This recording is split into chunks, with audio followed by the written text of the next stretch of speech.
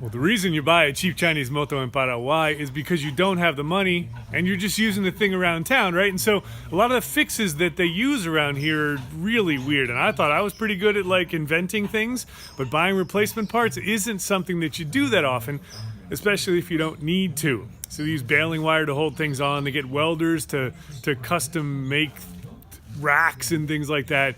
Here's another fix I never thought of. Your rear brake. The rear brake, the wheel gets a little bit messed up inside the drum, a little bit worn, so here's what you do. So inside here, inside that drum, it is a little bit worn because you probably let the drum wear down way too much, hit the metal and worn some of the inside. And so what you have to do, even with the new pad, it doesn't quite touch. So what's happening is when you hit the rear brake, the foot brake, it goes all the way out here and sticks, just stays right there. So you could buy new parts, you could buy a new wheel, but that's not going to happen.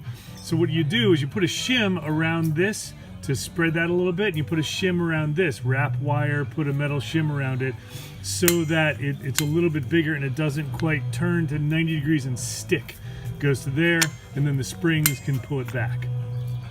I really never thought about doing anything like that. I always buy replacement parts. But if you live in a place where not a whole lot of money, you don't want to spend a whole lot of money on your work motorcycle because you only go like 50 or 60 kilometers per hour on it, 30, 35 miles an hour is a little bit faster than the bicycle. This is the kind of thing that you do.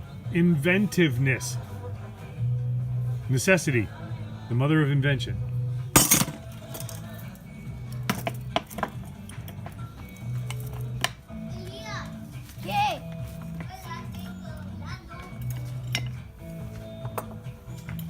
And here's the motorcycle.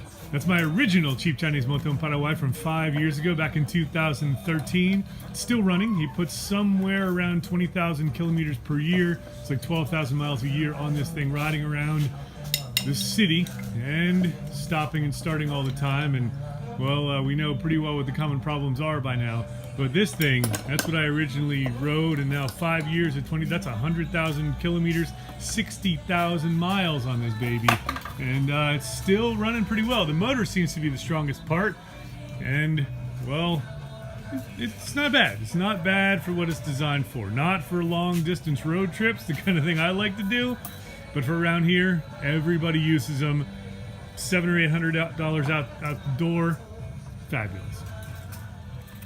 Use a Coke can to shim the pivot and wrap some wire to shim that part that expands and pushes it up against the drum.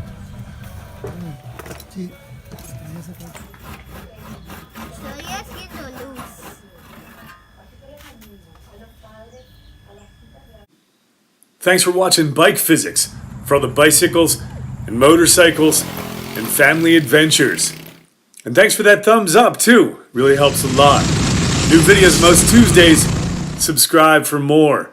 And you haven't figured it out yet, I got this other channel called Learn Physics. It's all about physics and education and that kind of thing. So check that out too.